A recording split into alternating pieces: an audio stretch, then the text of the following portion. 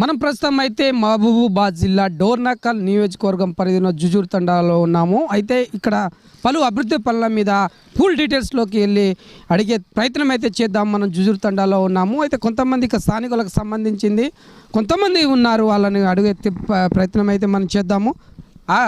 ఏమండి మీ పేరేంటి? ఎన్ని సంవత్సరాల నుండి ఈ తండాలో ఉంటున్నావు? 60 సంవత్సరాలు. ఎట్లుంది అభివృద్ధి? డైరెక్ట్ మాట్లాడు. అప్పుడు కేసీఆర్ ఉన్నప్పుడు బాగుండేది. అంతేనా?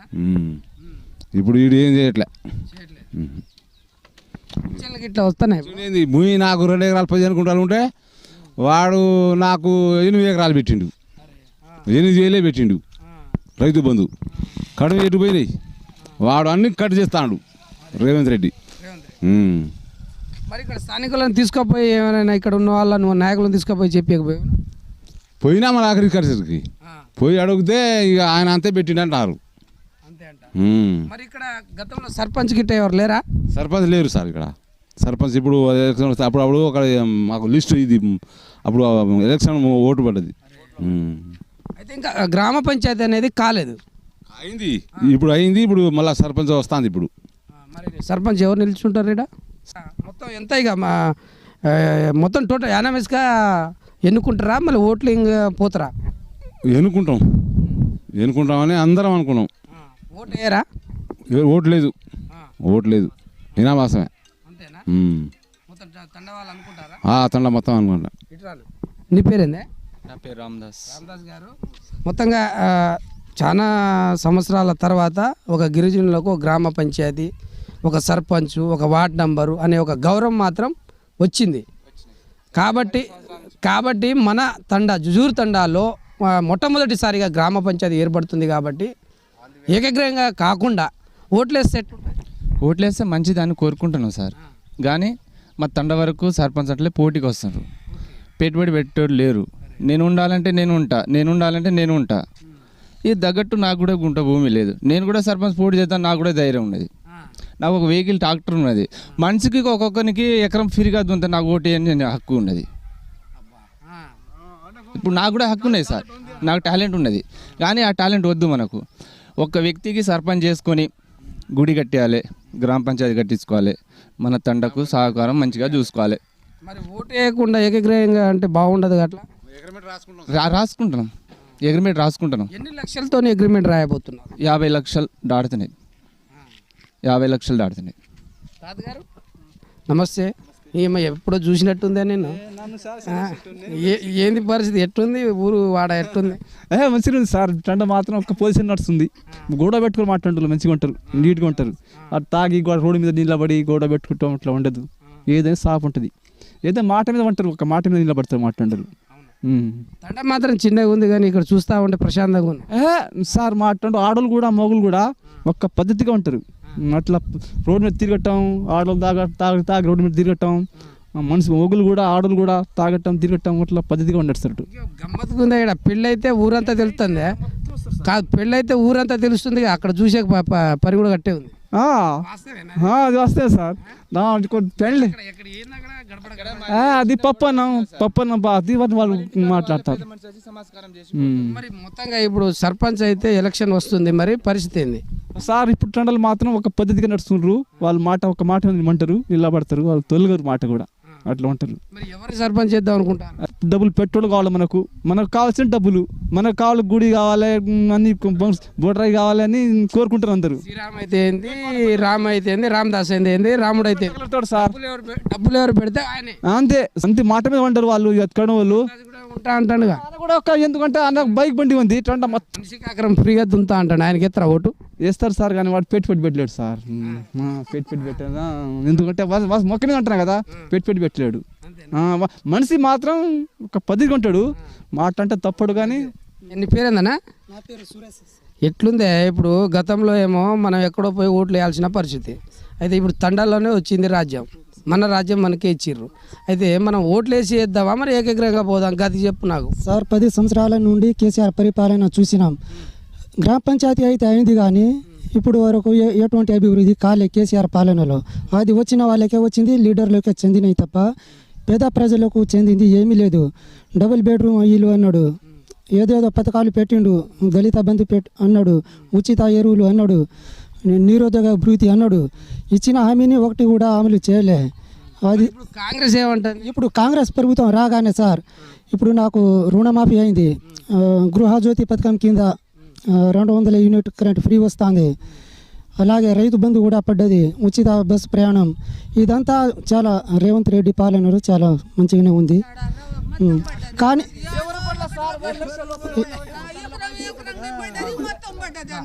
ఇది నీ బాధ ఏందమ్మా? ఏడ పడింది సార్, అసలే పడలే మాకు. ఓట్లు డబ్బులు ఇప్పుడు దాకా పడలే మాకు. మా ఓట్లు డబ్బులే మాకు పడలే. ఏడ రేవంత్ రెడ్డి ఏడ ఇది చేసిండు, మాకు నాహనమే చేసిండు. ఇవ్వటంలే ఇప్పుడు దాకా అవి కూడా రాలే. మరి ఇక్కడ ఎవరైనా స్థానికుల సర్పంచ్ గిరిచా చెప్పి ఎవరు లేరు సార్ ఈ తండల ఊళ్ళెలా సర్పంచ్ లేడు. తండకు మొత్తం నాయకులే, అందరు నాయకులే, ఒక్క నాయకులు లేనిది లేదు. మరి ఇప్పుడు ఎవరు సర్పంచ్ చేద్దామని చూస్తున్నావు? అయ్యో ఎవరు సర్పంచ్ చేద్దామని చూస్తున్నావు? ఇగో ఎవరు మంచిగా ఉంటే ఈ తండకి మాకు గుడి లేదు, అందరు మంచిగా ఎవరు మంచిగా చేస్తే వాళ్ళకి పెడతాం అంతే, లేకుంటే పెట్టాం అట్లే ఉంటాం. రాము అట ఎవరెవరు అంటారు, ఎవరిని చెప్తావు? నాయకులే వాళ్ళు. ఎవరిని చెప్తావు? ఎవరిని చెప్తావు? ఎవరు మంచి చేసేది చేస్తాం. ఏకగ్రీవంగా చేస్తావా? ఓటేస్తావా? ఓటే వేస్తా, ఓటేస్తావా? వేస్తా కానీ మంచిగా ఉన్నోళ్ళు వేస్తా. ఈ ముగ్గురిట్లో ఎవరికి ఎత్తావు? ఇగో నా బిడ్డ చచ్చిపోయింది సార్, చచ్చిపోతే ఆడ పంచాది 2 బిడ్డలు సాత్తన. ఈ నాయకులకి మొత్తం తీసుకోపోయినా సార్ 3 లక్షలు అడిగిర్రు నా కాడ. 3 లక్షలు నా కాడ, వీళ్ళు పెద్ద మనుషులు 3 లక్షలు అడిగిర్రు. నేను బాగా ఏడేసుకుంటా ఉంటే 3 లక్షలు అడిగిర్రు. లేదని 50,000 ఇంటికాడ నుంచి తీసుకుపోయి ఇచ్చిన. మళ్ళా 53-4 రోజులు ఇస్తా అంటే నేను రాపించిన కాగితాలు, వాళ్ళు 2 బిడ్డలుగా రాపించిన కాగితాలు మొత్తం 2-3 ఏళ్ళైంది. మొత్తం వాళ్ళు తీసుకున్నారు. ఇక కాగితాలు ఏ పైసలు ఇస్తే కాగితం ఇస్తా అంటే మా అల్లునికి కాగితాలు తీసుకొని 1,00,000 రూపాయలు తీసుకొని కాగితాలు ఇచ్చి పైసలు పంచుకున్నారు నాయకులు. ఇప్పుడు దాకా మీ తండ నాయకులా? మాట్లాడిన నాయకులు ఇప్పుడు దాకా చరా చేస్తున్నా, నేను సాస్తున్నా. అప్పుడా ఇంత ఇటువంటి నాయకులు వీళ్ళు బాడుకావులు నాహనం అయిపోతారు. ఏంటి ఎట్లుందే పార్టీ పరిస్థితి? పార్టీ పరిస్థితి అప్పుడుదే బాగుండే, ఇప్పుడుదే బాగలేవు అసలే.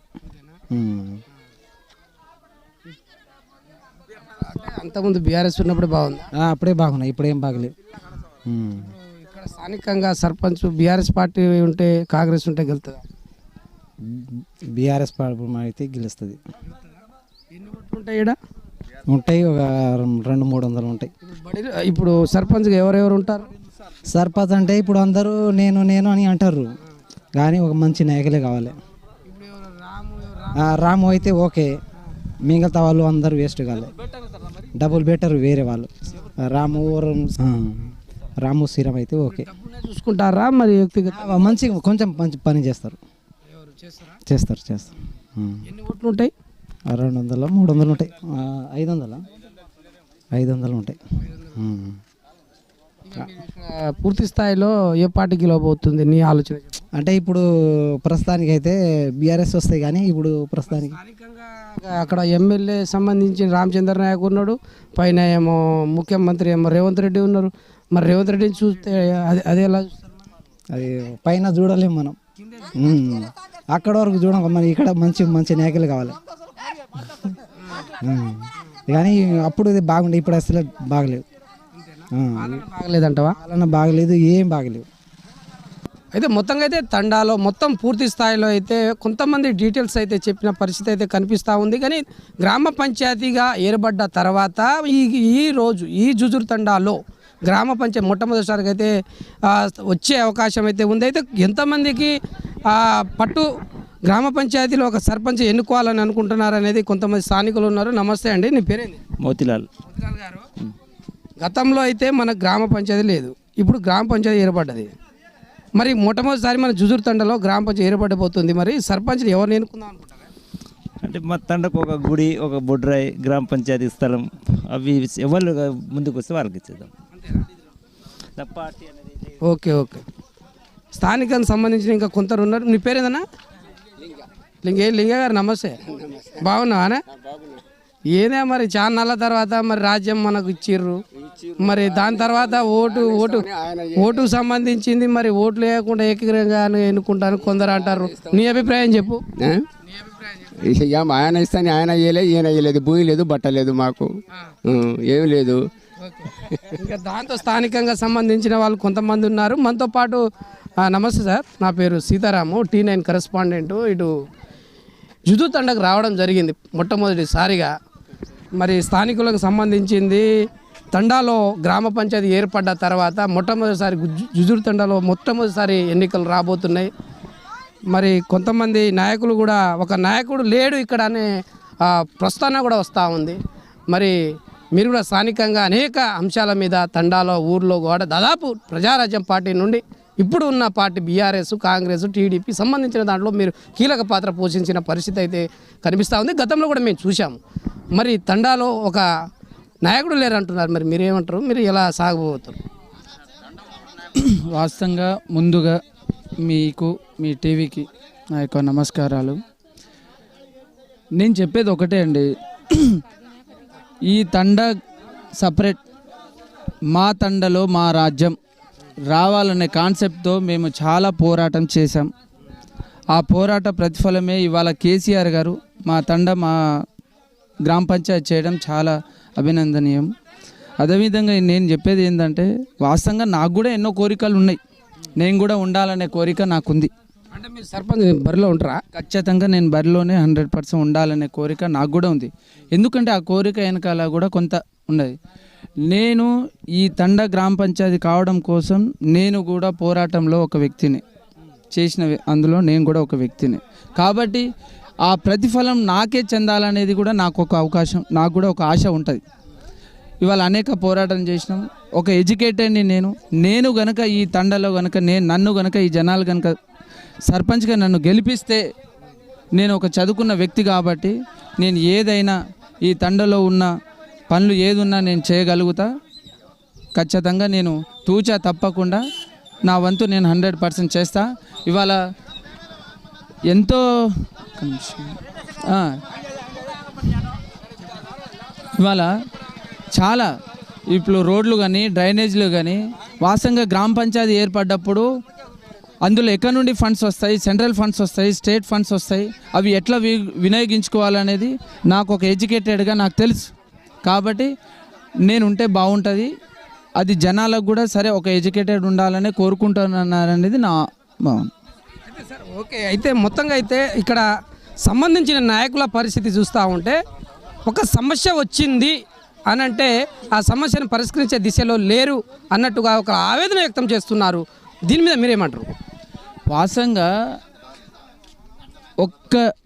అట్లా అంటే నాకు ఒక ఫోన్ వస్తాయి, ఇవాళ ఈ సమస్య ఇక్కడ ఉన్నది, కొంచెం ప్రాబ్లంలో ఉన్నారంటే ఒక్క ఫోన్ కాల్ చేయడంతోనే నేను ఎక్కడున్నా కానీ 10 నిమిషాల్లో ఇక్కడ తండలో ఆ సమస్య దగ్గర చేరుకుంటా.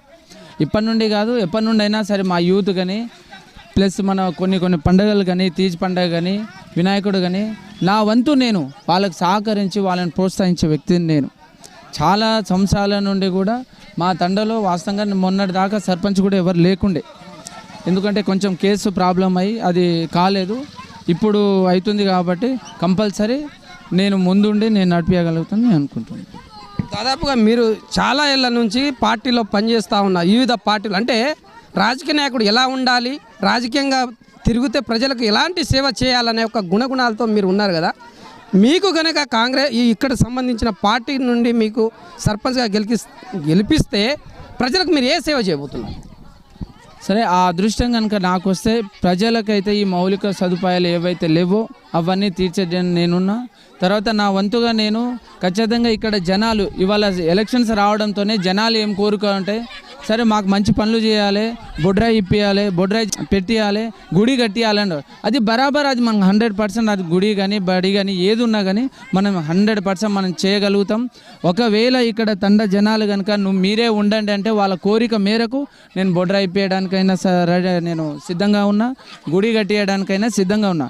ఎందుకంటే నాకున్న సదుపాయాల గురించి, నాకున్న సర్కిల్ గురించి, నాకున్న పరిచయాలతోని కూడా నేను ఎన్నో సేవా కార్యక్రమాలు చేయగలుగుతా. 100% ఆ ప్రజలు తండ కోరిక మేరకు వాళ్ళకు బొడ్రాయి కావాలన్నా నా వంతు నేను 100% అది బేజాబ్తుగా తూచ తప్పకుండా నేను ఖచ్చితంగా ఆ బొడ్రాయి కూడా ఇప్పిస్తాను. ప్లస్ గుడి కావాలన్నా గుడి కూడా కట్టించేంత బాధ్యత నాది. ఎనీవే వాళ్ళ గ్రామ పంచాయతీ స్థలం కావాలన్నా కూడా నేను 100% ఇస్తా. ఈ ఇక్కడ జనాల కోరికల మేరకు ఏమైనా వారు కోరుకునేది ఉంటే.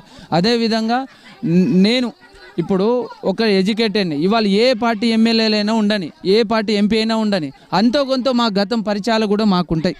ఇవాళ రామచంద్రుడు ఎమ్మెల్యే గారు ఉన్నారు, ఆయన నాకు పరిచయస్తులే. నేను పోయి అడిగితే నాకు కాదన్నాడు. నేను బీఆర్ఎస్ పార్టీలో నేను ఎస్టీసీఎల్ మండల అధ్యక్షుడు అయి ఉన్నా కానీ నేను పోయి ఆయన దగ్గర కూర్చుంటే నాకు ఖచ్చితంగా పనిచేస్తాడు, పార్టీ పరంగా కాదు. ఇవాళ బలరాం నాయక్ గారు ఉన్నారు, బలరాం నాయక్తో వాళ్ళ సన్నిహితం నాకు చాలా ఉంటుంది. కానీ ఆయన కాంగ్రెస్ ఎంపీ, నేను బీఆర్ఎస్. సరే ఎక్కడ ఉన్నా కానీ ఐటీడీ ఫండ్స్ కానీ తర్వాత వీళ్ళకి వచ్చిన కొన్ని స్కీమ్స్ అవి ఓన్లీ కొరి నుండి మండలి నుండి అటే వెళ్ళిపోతున్నాయి తప్ప తండ వరకు చేరట్లేదు.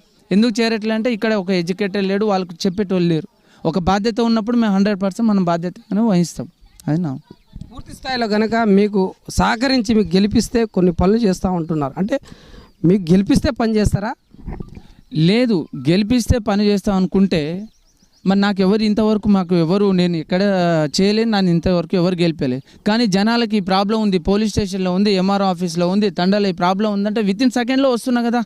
నేను ప్రజాప్రతినిధి కాదు కదా, కాకపోయినా వస్తున్నా. ఇంకా నన్ను గెలిపిస్తే దీనికంటే రెట్టింపు చేయగలుగుతా కదా. నాకు ఒక బాధ్యత ఉంటుంది. ఇప్పుడు బాధ్యత లేనప్పుడు ఇన్ని చేస్తున్నాం. ఇవాళ ఏదో ప్రాబ్లం వచ్చిందని వచ్చినాం, రేపు పోలీస్ స్టేషన్లో ప్రాబ్లం ఉంటే నేను పోకముందే నా ఉన్న సర్కిల్తోనే ఆ ప్రాబ్లం సాల్వ్ అయిపోతుంది అక్కడ. ఆ విధంగా నేను తండ కోసం కష్టపడుతూనే ఉన్నా, ఇంకా కష్టపడతా, ఇంకా చేస్తా కూడా. ఆఖరిగా ప్రజల నుండి ఏం కోరబోతున్నారు మీరు? నేను ప్రజల నుండి కోరుకునేది ఒకటే, నా తండ ప్రజలు మీరు ఒక మంచి మనసుతో ఆలోచన చెయ్యండి. ఇవాళ ఎవరో డబ్బు ఉన్నది అది ఉందా, డబ్బు శాశ్వతం కాదు. ఆయనకు ధీటుగా నేను డబ్బు ఉన్నోనికి ధీటుగా కూడా నేను నిలబడడానికి ఈరోజు రెడీగా ఉన్నా. ఖచ్చితంగా బరాబర్ పోటీ చేస్తా, బరాబర్ గెలుస్తా అనే నమ్మకం నాకుంది. ఇవాళ డబ్బు ఉంటుంది, డబ్బు ఉన్నోడు ఎప్పుడు శాశ్వతం కాదు. పేదోడు మాత్రమే పని చేయగలుగుతాడు. ఖచ్చితంగా ఏకగ్రీవం ఉన్నా నేను రెడీ, ఏకగ్రీవం ఆలోచన చేసినా నేను రెడీ, ఓటింగ్ అయినా నేను రెడీ. దీంట్లో నేను ఎటువంటి సందేహం లేదు. బరాబర్ నా తండ కోసం నేను సేవ చేయడానికి నేను సిద్ధంగా ఉన్నా. పూర్తి స్థాయిలో ఇక్కడ ఏకగ్రీవం కావాలి అనేది మాత్రమే ఇక్కడ సంబంధించిన దాదాపు ఒక 10-15 మందిని అడిగి ప్రయత్నం చేసిన ఏకగ్రీవం కోరుకుంటారు. ఎందుకు? ఇప్పుడు కొంతమంది ఏముంటారంటే వాస్తవంగా చెప్పాలంటే అరే నేను ఓటింగ్ పోతే నేను ఓడిపోతానేమో అనే భయంతో కొన్ని ఉసుగొల్పుకొని ఏకగ్రీవం అయితే ఏ చికాకు లేకపోయినా బాగుంటుంది కదా అని కోరుకునే వాళ్ళు ఒకళ్ళు ఉంటారు. అయితే సరే ఇప్పుడు ఆ విషయానికి వస్తే నేను కూడా రెడీగానే ఉన్నా కదా, నేను కూడా ఉంటా. ఏకగ్రీవం కోసం ఈ జనాలు, ఈ కార్యకర్తలు, ఈ తండలో ఉన్న పెద్ద మనుషులు ఏ విధంగా అయితే చేయమంటారో దానికి నేను చేయడానికి రెడీగా ఉన్నా. లేదు కాదు అనుకుంటే ఓటింగ్కి వెళ్తే ఇంకా బ్రహ్మాండంగా మెజార్టీతోనే గెలుస్తాను నేను. చాలా సంవత్సరాల నుంచి రెడ్డి నాయక్ గారు ఈ యొక్క 6 ఎమ్మెల్యే అయినా అతని యొక్క బలం కూడా మీకుంది. దాదాపు ఇటు ఎంపీ సంబంధించింది కవిత గారి ఒకటి, ఈ సంబంధించి సత్యవతి రథోడు, ఇళ్ళకు అనుసంధానం మీరు ఉన్నారు. కానీ ప్రజలు నమ్మి మీకు ఓటేస్తే పూర్తి స్థాయిలో ఏ స్థాయిలో వాళ్ళకి సాయం చేస్తారు? ఇప్పుడు వాస్తవంగా ఇప్పుడు అన్ని అండాదండాలు వాస్తవంగా ఎమ్మెల్యే గారి అండాదండాలు మాకు రెడీ అయినాక సరే ఇప్పుడు ఓడిపోయింది కావచ్చులే. కానీ ఇన్ ఫ్యూచర్ ఇంకో 2 ఇయర్స్లో ఎలక్షన్స్ వస్తాయి, 2-3 ఇయర్స్లో ఖచ్చితంగా గెలుస్తాం. మళ్ళీ బీఆర్ఎస్ పార్టీ ఇక్కడ ప్రభుత్వం వస్తుంది, మళ్ళీ ఎమ్మెల్యే కూడా వస్తారు. కాబట్టి వాళ్ళ సహకారం ఉన్నప్పుడు ఇంకా బ్రహ్మాండంగా మనం పని చేయగలుగుతాం కదా. అది ఓకే. పూర్తి డీటెయిల్స్లోకి వెళ్ళి దాదాపు కాంగ్రెస్ పుచ్చిపోయింది, అసలే బొత్తిగా పుచ్చిపోయింది. అందుకనే ఈ జనాలు మొత్తం గూడినాం. మొత్తం ఏం లేదు, మా రామనాయకునిగా అయితేనే సౌకర్యం అని అనుకుంటున్నాం. రైతు బంధు ఇయ్యలే, రుణమాఫీ చేయలే, ఆడోళ్ళకు నెలకు 2500 అన్నది అది పుచ్చిపోయా. కళ్యాణ లక్ష్మికు కేసీఆర్ ఇచ్చేది 1,00,000 రూపాయలు, నేను ఇంకా తులం ఇస్తా అని తులం బాయ్ ఏం లేదు. ఆడోళ్ళ మందకు సిటీలలో ఉండే ఆడోళ్ళ మందకే టికెట్, అది బస్సు. మా రైతులు ఇక్కడ పల్లెటూరులు ఏం పోము.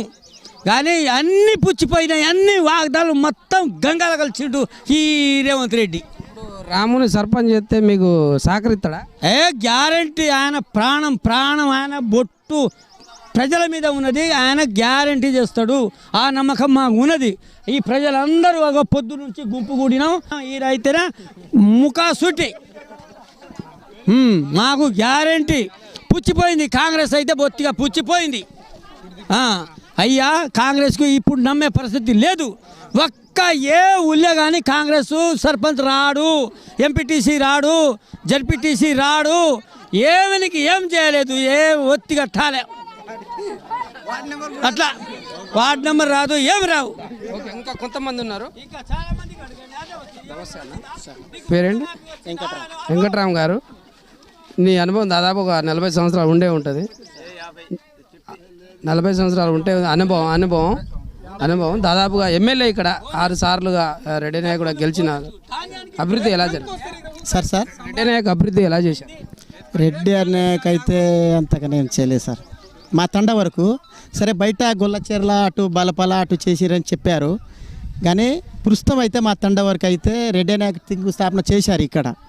కానీ ఆ శిలాపలకం ఆగింది, అంతలోనే ఎన్నికలు వచ్చినాయి. అది ఆ రోడ్డు అయితే ఒక 2 కిలోమీటర్ ఆగింది సార్ మాకు. ఇప్పుడు వరకు ఆ పని అయింది, ఎమ్మెల్యే గారి పని అయితే. ఇది పూర్తి డీటెయిల్స్లోకి వెళ్తే మొత్తంగా అయితే దాదాపుగా 6-7 సార్లు ఎమ్మెల్యే డిఎస్ రెడ్డి నాయక్, దాంతోపాటుగా మాజీ మంత్రి సత్యవతి రథోడ్, దానికి సంబంధించింది ఎంపీ కవిత. మొత్తం టోటల్గా ఒక బలంతో బలగంతో ఉన్న క్యాండిడేట్గా ఇక్కడ స్థానికంగా ఉన్న అన్ని అనుసంధానంలో రాము అయితే దాంట్లో పనిచేస్తూ ఉన్నాడు. దాంట్లో అనేక అంశాల మీద దాదాపుగా 14 ఏళ్ల పాటు రాజకీయ అనుభవంతో తిరుగుతున్న పరిస్థితి. అయితే ఇక్కడ శంకుస్థాపనలు కొన్ని చేసి వెళ్ళిపోయిన పరిస్థితి ఉన్నా సరే, అటువంటి పనులను తొక్కి బయటికి వెళ్ళాలంటే కొంతమంది నాయకులు, గట్స్ ఉన్న నాయకులే కావాలంటూ కొంతమంది సంబంధించిన వాళ్ళు కూడా చెప్తున్న ఆ పరిస్థితి. దాంతోపాటుగా రాజకీయ బలం ఉన్న క్యాండిడేట్లు ఉంటేనే ఈ యొక్క జుజూర్ తండాలో గెలిచి సంబంధించిన వాళ్లకు, అంటే ఇక్కడ ఉన్న ప్రజలకు సేవ చేసే గుణంగా వెళ్ళే పరిస్థితిలో ఉన్నారు. దాంతోపాటుగా తండాలో కొన్ని సమస్యలు వస్తే సమస్యలు లెక్కనే ఉండిపోతున్నాయని ఒక తల్లి రోదన కూడా ఇక్కడ వినిపించిన పరిస్థితి. దానికన్నా అంటే బయటకన్నా ముందు కొన్ని సమస్యల మీద మాట్లాడినాం. ఆ సమస్యల్లో నాయకుల యొక్క ప్రతిఫలం కనబడలేదు అనే ఒక భావం కూడా కనిపించింది. దాదాపుగా లక్షల రూపాయలు తన్నుకున్నారు, కానీ మాకు ఎటువంటి ఏర్పాటు చేయలేకపోయారు. కాబట్టి స్థానికంగా అంటే మొన్న ఇక్కడ జుజూర్ తండాకు సంబంధించిన ఒక అమ్మ బాధ ఎలా ఉందంటే, తన బిడ్డ చనిపోతుంది, ఆ బిడ్డకి న్యాయం చేయలేకపోయారు. తండవాసులని కూడా రోదన చేసింది. కాబట్టి స్థానికంగా ఎన్నికలు వస్తే ఖచ్చితంగా జుజూర్ తండాలో ఒక స్థానికుడు, ఒక గట్స్ ఉన్న క్యాండిడేటు, ఒక 14-15 సంవత్సరాలు రాజకీయ అనుభవం ఉన్న క్యాండిడేటు, మాకు రాము లాంటి క్యాండిడేటే కావాలని కొంతమంది కూడా కోరుకుంటారు. దాంతోపాటుగా ఏంటంటే ఇది ఒక హైఫ్ అనే కాదు, కొంతమంది చెప్తున్న పరిస్థితి అంటే 10 మందిలో తిరిగే దమ్ముండే క్యాండిడేట్ కావాలని కొంతమంది కోరుకున్న పరిస్థితి. ఇంకో ముందుగా పోతే ఇక్కడ ఏకగ్రహం ఎక్కువ కోరుకునే పరిస్థితి. ఏకగ్రహం ఎక్కువ కోరుకుంటే ఏంటంటే అనుకున్న క్యాండిడేట్ని మనం బయటికి తీయలేకపోతున్నాం అని కూడా కొందరు చెప్తున్న పరిస్థితి. అయితే మొత్తంగా అయితే ఎన్నికల్లో వస్తే బాగుంటుంది అని స్థానికులు చెప్తున్న పరిస్థితి. జుజూర్ తండా నుండి T9 ప్రతినిధి సీతారాంతో ఫేస్ టు ఫేస్.